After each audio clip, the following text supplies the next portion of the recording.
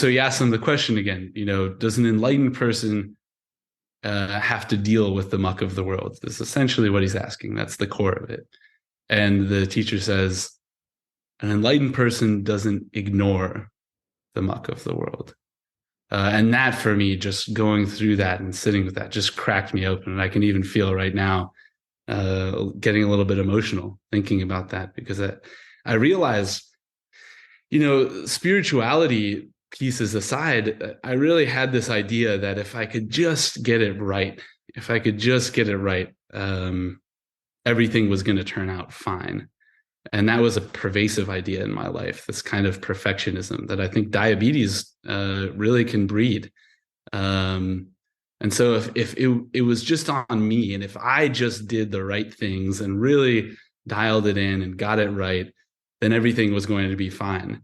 And the reality is that this kind of mucky, confusing, complicated life we live with diabetes or not with diabetes, it's unavoidable. It's just part of the deal.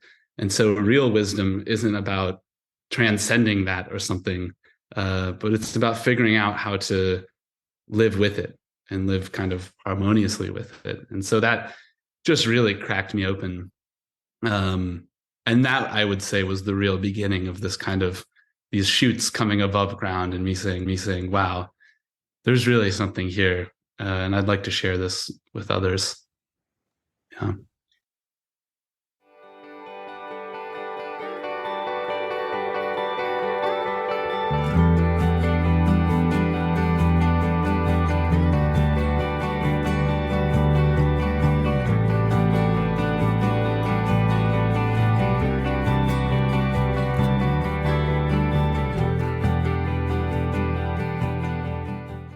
Hello, and welcome to Embracing Diabetes. I'm one of your co-hosts, Dr. Elizabeth Stevens, and today Amy and I have the pleasure of speaking with Sam Tullman. Sam is one of the founders of Diabetes Sangha, which was developed as a diabetes online community, bringing people together over meditation and contemplative practice. Sam has lived with type 1 diabetes since he was 8 years old, and during our conversation shares his discovery of mindfulness in middle school, then as a college football player, and ultimately how he created this group for people living with and affected by diabetes. It was such a pleasure to talk to Sam, and I hope you enjoy our conversation. Okay. All right, Sam, thank you so much for making time to talk with us on Embracing Diabetes. We've been really looking forward to our conversation, and Amy and I always start our discussions with a little bit of a backstory in when you were diagnosed. I know you were really pretty young and may not remember you probably remember some of it, but maybe something that stands out or something about your initial life with type 1 diabetes that is memorable that you feel comfortable sharing. Sure. Yeah, I was just old enough to remember most of the big details. So I was diagnosed when I was 8, and probably my first really diabetes relevant memory right before being diagnosed was being on the plane to go out to visit my grandparents, and I kept having to go pee, and the airplane they were trying to take off, and they're like, no, you need to sit down. And I was like, no, you don't understand. It's so bad. And then basically got to go see my grandparents, and I was very thirsty, like, all the time, classic. And so we went to the grocery store, and there was this big thing of Gatorade. And so naturally I was so thirsty. It just looked like the best thing in the world to me. And I was like, oh, like, no. Can we please, get this Gatorade? And they were like, well, okay. They weren't big on sugar anyways, but I kind of begged them because I was like, I'm so thirsty. Anyways, when we got home, I basically was alternating between chugging the Gatorade and running to the bathroom and going back and forth. And they were like, oh, something's wrong here. So quickly was diagnosed as just a primary care. Actually, I think it was it wasn't actually my mom's primary care physician, but it was like one of my uncle's former primary care physicians that was still around. So that was fun. Fun and not that fun. What year was that? That was 20 years ago. So okay. what year is it 2000, now? yeah, 2003. something. Yeah, Right. I'm not yeah, doing that. yeah. Yeah. So one of the first questions I asked, I was, I didn't know what was going on, and I was, of course, very scared. But I loved sweets and I loved ice cream. And there's so many hilarious separate stories about that. Um, but anyways, when my dad showed up, I think one of the first questions that I asked was, does this mean that I can't have ice cream anymore? And I was so sad. And fortunately, it certainly has not meant that. I've had lots of ice cream since then.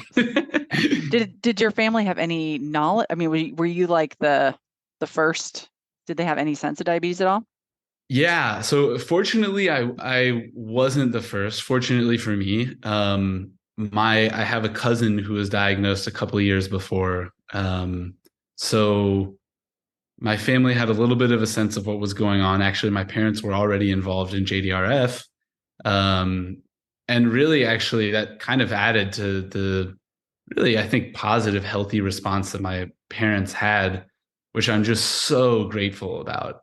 Um, they came in with such strength and confidence, and we're really just like, you know what, you're going to live a full life, you're going to live a great life, and this isn't going to get in your way, and we're going to figure it out. It's going to, it won't be easy. We're going to figure out how to do it, but we will, and you're not going to be limited in what you can do in your life, and that was really the message from the beginning.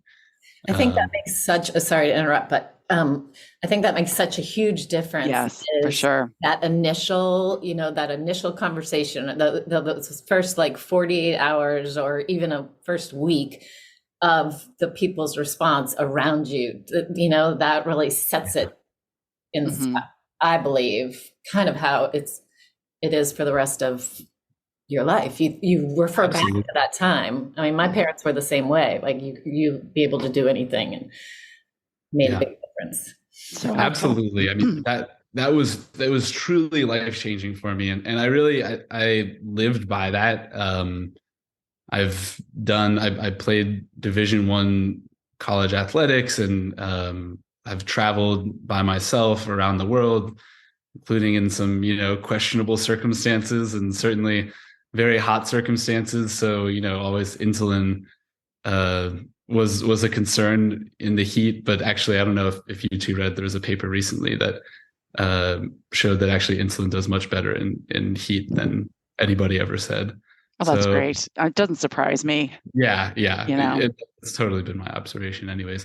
But point being, I really took that to heart. And that had its unsavory sides too. I think there was this idea that I didn't want to be defined by diabetes. And so I really shied away from being part of diabetes communities for a long time, because it was like I wanted more distance from it, and I didn't want it to be part of my identity. And it's only been in the last few years that my perspective on that has dramatically changed. Wow, and that's a really good segue. So you and I met kind of through the Diabetes Sangha community that you have, and I'm just curious maybe to share with our listeners about how you got connected to mindfulness, and then how that evolved, and maybe what you've noticed too in terms of your health and your diabetes and what kind of benefits. I know I've practiced with your group on a few occasions, and it's such a lovely community. Sweet. Oh, I'm so glad. Yes. So actually, interestingly enough, I didn't start meditation practice or mindfulness practice because of diabetes, or at least I didn't think that I started it because of diabetes. So that's important too, because everything is so interconnected, and we often don't realize these parts of our personality or our life paths that are kind of defined by previous parts or kind of existing ongoing parts. And so diabetes is really a big part of my life story, even when I didn't recognize that it was. As far as I was concerned, I came to meditation practice because I wanted to be a better college football player. And so, I was my college career wasn't going as well as I wanted it to. It wasn't really going anywhere. And I was really struggling with that. So not only did I want to improve athletically, but also I was really going through a tough time wrestling with that. And a mentor of mine was like, "Hey, you know what? You should try this out." And his pitch to me was really like, "It's going to make your mind sharper for football." And I was like, "Oh, it'll make my mind sharper for football? I'm sold. Just tell me what to do." Um, Interestingly enough, there were a lot of things that he kind of recommended to me and that I worked on with him. But there was something about meditation right from the start that there was something more to it. Like it didn't take any prodding or extra pushing. It really, from the very beginning, truly, and this, it isn't this way for everybody. And this isn't a statement about right or wrong, but in my experience, uh, as soon as I started practicing it, it felt like coming home in a way. It felt like I had uncovered this thing that was deeply a part of me, that had been dormant for a long time. And there is some truth to that. At a previous time in my life, when I was in middle school, actually, I was really interested in meditation, and I did some kind of reading about Buddhism and study of Buddhism. I didn't know how to meditate, but I was trying to based on these things that I was reading. And that ultimately fell away, but it really was like coming back to this deep part of myself and uncovering this.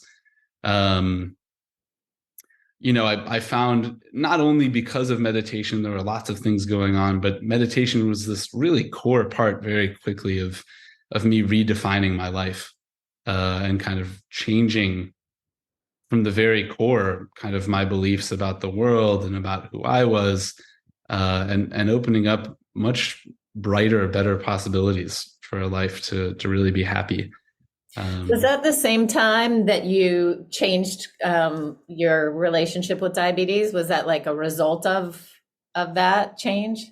That's a really good question. So I think that watered the seed, but Yeah. we weren't, the plant didn't come out, the sprout didn't come above ground quite yet.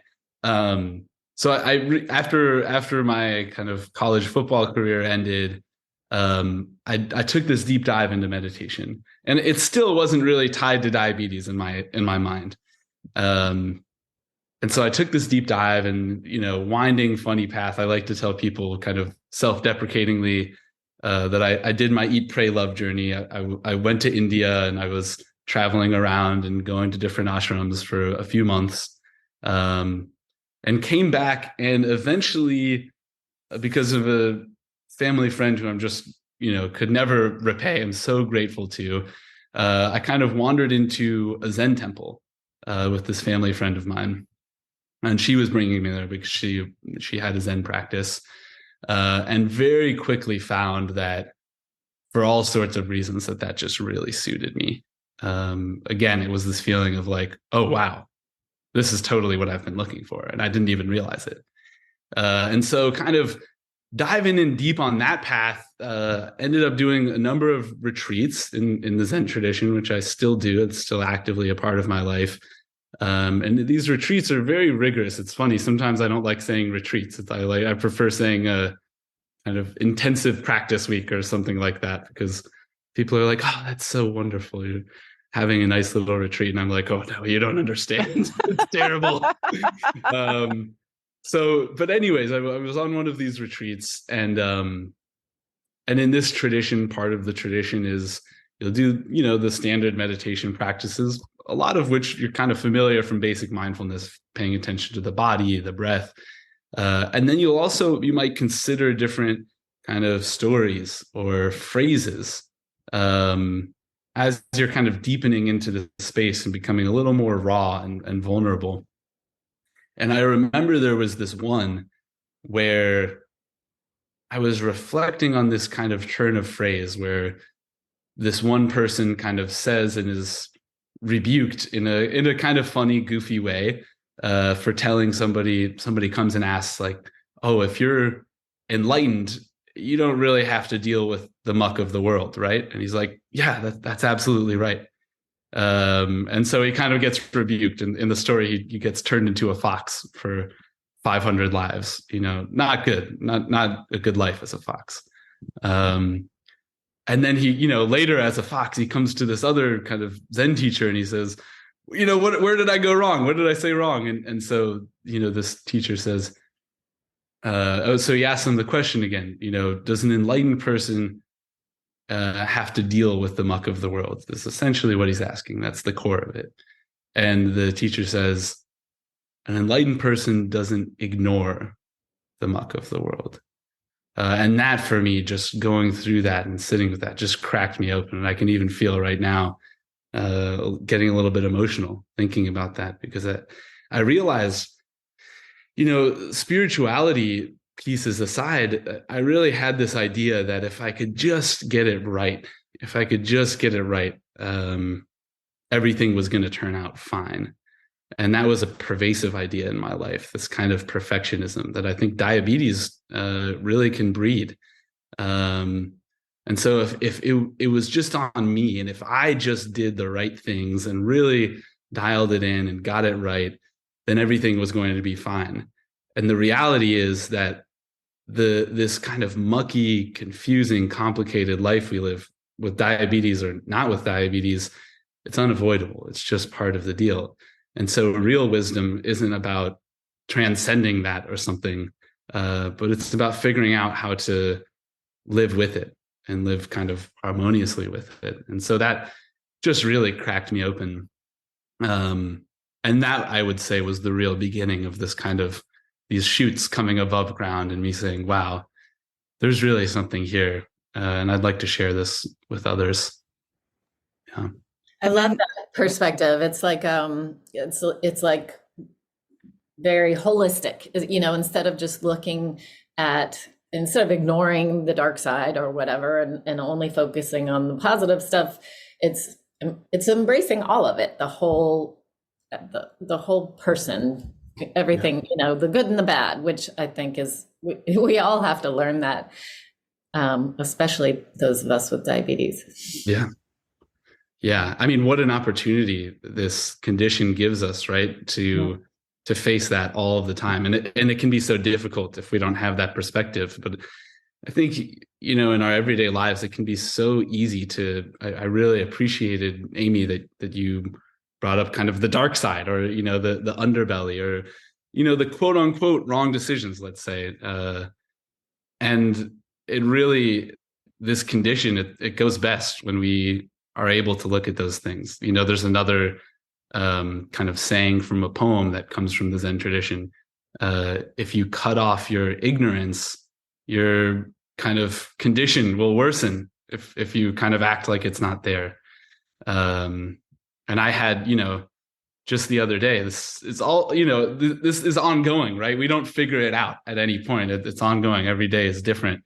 And that's a real blessing. I had a friend of mine the other day who's actually a doctor. She's not, she doesn't have any background in diabetes. But we went out to eat. I don't remember, we ate some big meal and I had a low afterwards, and she was like, why are you having a low? You just had a bunch of noodles. And I was like, well, I gave myself too much insulin. She was like, man, you've had diabetes like how many years and you haven't figured it out? And she was saying it kind of chidingly. She wasn't fully serious. She was poking a little bit, but there was a degree of seriousness. And I was like, you know what? It's kind of like life. Like, you've been at it for over 3 decades. I've been at it for almost 3 decades. Like, I haven't figured it out yet. And I don't think I'm going to figure it out tomorrow or even in the next decade, or maybe even a few decades after that. It's probably going to keep being messy. So yeah, I'm so glad you said that. I've got to let Liz talk, but no. Yeah, I think it was at one point somebody said to me, which made a huge difference, and I'm sure you both have heard that, but it's just looking at your blood sugar, it's just a number. It's information. It's telling you what you need to do, and trying to take the emotion out of it, as like changing language from good blood sugar, bad blood sugar, all of that stuff. But it really is you really have to put it into practice. It doesn't come naturally, and your first gut is to blame yourself or to get upset. But I think we have to just continually remind ourselves that it's just a number. It's telling us what to do. And also be okay too. I find that, and I don't know if you have this experience, both of you guys, is that it varies day to day. So like this past week, because we had Easter, there were jelly beans in the break room. And I love jelly beans, and there was the end of the day, and I was like, I am going to have some jelly beans. And, of course, there were all sorts of consequences afterwards that I was like, why did I do that? And so, in that moment, I was like, that is really what I wanted. I made that choice. There were consequences. And so every time I walk back there and I see those in the break room, I'm like, like, do we need this today? How are we, all that kind of stuff. And it's interesting. Like I've been, feeling well enough and strong enough to be like, I don't think I need that today, but if I did, it would be okay because I Yeah. would just it's just something I need right now. There's going to be consequences, but sometimes you just have to sit with that and that's okay. So, but it's so like affected by your circumstances and emotion, just all that stuff. Yeah. So, yeah. I have another friend of mine and mentor who's a doctor, and he did a lot of work in hospice and with chronic people with chronic illnesses, and this isn't a diabetes example, but I find it so relevant.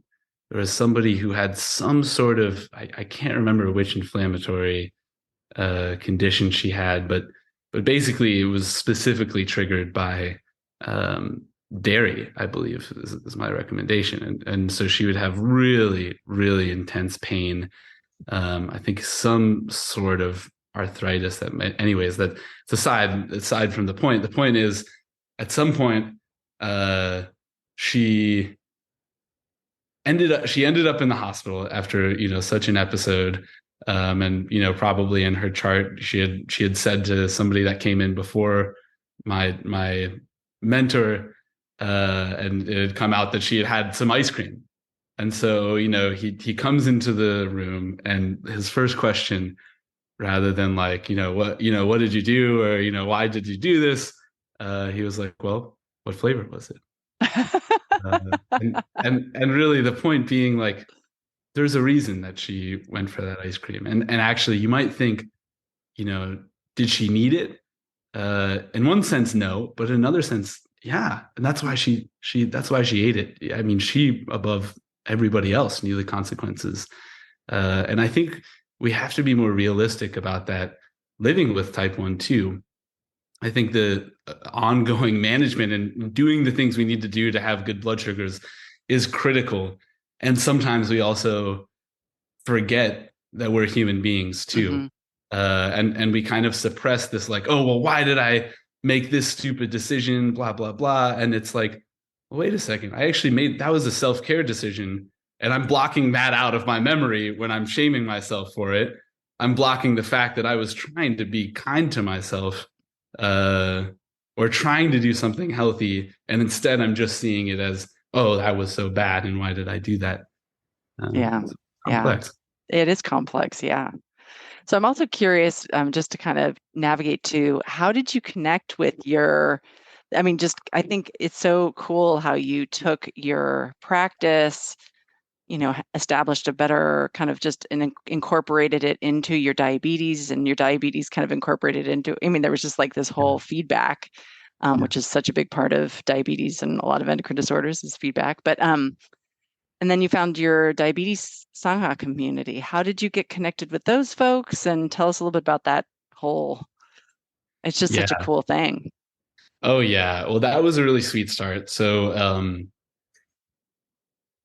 around the time that I kind of mentioned before, I had this big breakthrough, and then I was like, wow, I really would like to share this more with the diabetes community. I was also kind of midway through a 2-year teacher training, to kind of offer certain teachings of meditation and kind of heart-based meditations and mindfulness. And so part of that was doing some sort of practicum. And so it became very obvious to me at that point, what's this practicum going to be? Well, obviously I'm going to do it in some way within the diabetes community. And so I did. And so there were 2 courses that I did that were kind of these initial intro to meditation courses for people with diabetes. And the second one, I got linked up with a really cool advocacy group called Diabetes. And maybe you guys, do you know Eric Dowd's? Okay, he's great. He's I fantastic. just do from Instagram because I love that name, Diabetes. Yeah. So I got linked up with them and offered this second course. And then around that same time, there was somebody else who was also connected with the group that was offering a course in kind of specifically in compassion and self-compassion. And that person was Brooke Kassoff, who co-founded the Diabetes Sangha with me. And so we both were offering these actually concurrently. There was at the same time we were taking each other's courses, and we were like just loving on each other's courses. Oh my gosh, this is so amazing. Really excited about what each other were doing. And then our courses ended, and we were like, now what? We have all of these people who were so excited about what we were doing and really want to continue the practice. But, Brooke and I knew as well as anybody how difficult it is to practice by yourself. And so we really wanted to create a space where we could continue this forward. And so that's exactly what we did. And we reached out to Sarah Petty at that time too, and Heather Nielsen, who I had already been connected to, who I know you guys have talked to. Mm-hmm. And so we founded this kind of initial group of the Diabetes Sangha. Maybe about a year, probably about a year or a little more later, it was going great, but our numbers were dwindling a little bit. People were trying to get off Zoom. Brooke and I both were seeing the need for somebody to really own this thing and kind of make it their own and work on it. And neither of us had the space to do that in our lives. And so we were like, you know what? The numbers are dwindling a little bit. Let's put a pause on this. We'll keep it alive. We'll keep a community chat going, but we'll put a pause on it for now. In the meantime, somebody who had been practicing with me, who was part of that initial Diabetes course, Peter Friedfeld, who's an amazing dear friend now, he was going through a teacher training to offer these practices to others. And so as part of his practicum, he said, well, I'm going to revamp the Diabetes Sangha. And so that's exactly what he did. And he's been going ever since. I mean, he's just been so amazing and brought much more kind of business and strategic acumen than I think Brooke or I were certainly willing. I won't say for Brooke, but I'll say certainly that I was capable of doing. So yeah, that's just been glorious. And then got reconnected with Sarah Petty and Brianna Schiavone, who's also big name in our community. And now we have the Diabetes Sangha of today. And how does it work? Like, I mean, I'm familiar with the website and how you have the daily practices, but maybe for people who haven't checked it out, like, sure. Do you have to have, what kind of relationship do you have to have with diabetes? Do you have to have type 1 or type 2? Or how do you get involved? Sure. Well, yeah, first, let me start off by saying it's totally open to everyone. So you don't need to have diabetes type 1 or type 2 to join. We like to say that, we want people who are impacted by diabetes directly in their lives in some way to be joining. That's really who we want to be part of that organization. But it's open. All of the facilitators, all of us have type 1 diabetes. And so many of us know or have worked with people with type 2, but we don't have as much personal experience speaking to type 2. But totally welcome people to join if they feel like it's a good resource for them. And we've gotten that feedback as well. You don't need any experience to join. Basically what it is, there's a couple minutes at the start of whatever the allotted time is, and you can look at all the times on the website. We have something pretty much every day. It's totally free. You just join the Zoom. And the first few minutes, people are mostly just hanging out and chatting.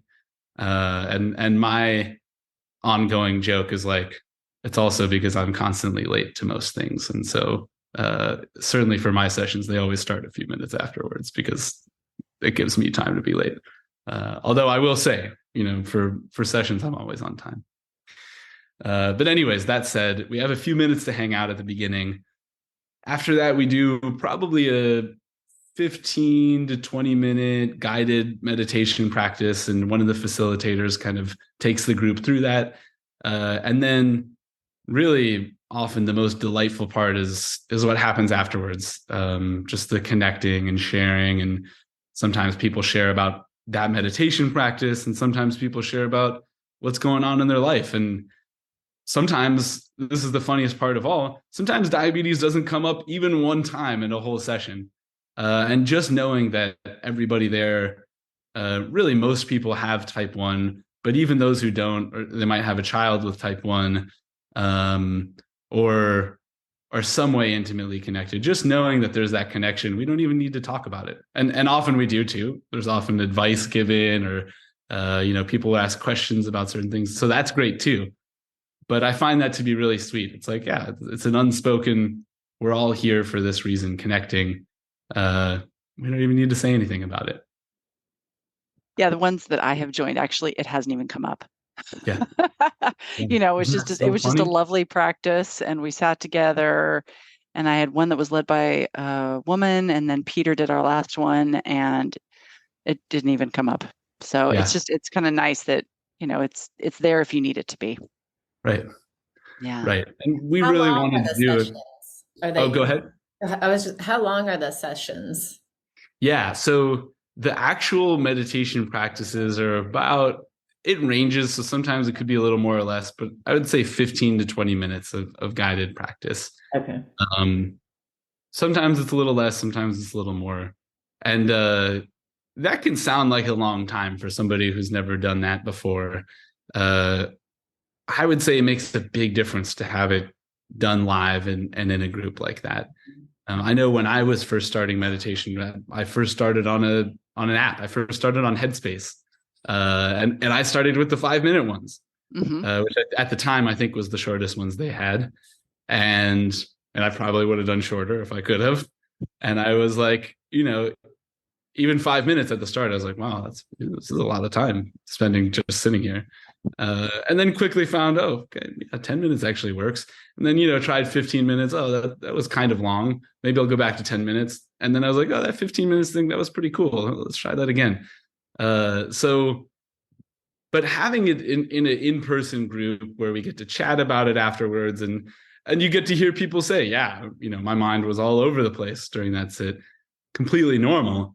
To have that normalized too, I think is just so valuable. It's such a medicine. For sure. Yeah. The community, I think just doing it with other people. And it is funny, usually for me, 5 or 10 minutes is often what I can kind of eke out, in a busy day. And it still is worthwhile. And the 15, 20 minutes with somebody else, still, it doesn't feel like it that long. So it's definitely worth checking out and committing to. So if people wanted to check it out, they could just go to your website and just join, right? Just go to the Zoom sessions. Mm-hmm. That's right. So yeah, you can just go to diabetessangha.com, which is diabetes and then an additional S. So SANGHA.com. And I think we'll be able to pass that link along. Yeah. Oh yeah, for sure. Yeah. And then we're kind of getting close to wrapping up time. So, but love having your voice, Sam, in our community, and such a positive kind of, you just have such a nice, optimistic, hopeful, peaceful vibe. Our listeners can't see you, but you smile the whole time, which I love. That just makes, it makes you want to smile. So, yeah. So what are some things like for either for Diabetes Sangha or for you that you're looking forward to in the coming year related to diabetes or not, just something you're feeling hopeful about? I would say, we're super excited as a community to now be partnering with other advocacy groups that I think we all love. Connected in Motion is one advocacy group that I'm just such a huge fan of. And we have like a partnership with them as their kind of meditation partner now. And so we're going to be at, I believe, all of their slipstreams this year. We're going to have a facilitator there live doing stuff, which is just so exciting. I think we're all, and of course us as facilitators, we're stoked about it because we want to go to those slipstreams. So that's really fun. And similarly, I think we're excited about having these collaborations. We're just about to announce a basically whole month of like kind of an intro, very impromptu, informal intro course on Beyond Type 1's app for the month of May. So things like that of just like spreading the word and getting the reach out there. I think that's something that I'm really excited about. That's wonderful. I love the idea of getting your just information and getting it out to more people, because it's such a helpful skill to help make friends with your diabetes. Yes. Yeah. Well said. Yeah. Yeah. I've always been curious about that group, Connected in Motion, because it looks like a lot of fun. Mm-hmm. Yeah. For sure. Yeah. They're awesome. They're awesome. Yeah. Well, Sam, thank you so much for making time to talk to us today. And we'll definitely put in the notes, links to your website and information for people who want to learn more. And I know I just talked to somebody yesterday in clinic about your group and how helpful, it can be for living with diabetes and just in looking at it in a different way. So I'm so grateful that you guys are out there for all of us. Thank you so much. Yeah, it's been a pleasure being on. Thank you guys for the insightful questions and very fun conversation. And thanks for doing this podcast also. This is great, important work. And I'm going to go sign up for a class, because everybody always says, have you tried meditation? Have you tried meditation? I'm like, so I'm completely inspired now. So thank you. It'll be lovely to have you. It'll be great to see you. Yes. Awesome. Have a great weekend, Sam. Bye, Sam. Thank you. All right. Bye-bye. Thank you for listening to this episode of Embracing Diabetes with your podcast hosts, Dr. Liz Stevens and myself, Amy Stockwell, and music by Noah Mortola. We hope you enjoyed the conversation and maybe felt inspired or informed or less alone or all of the above. Please follow Embracing Diabetes on all major podcast platforms and leave a comment, question, or review. Thanks again. We hope you'll come back for more.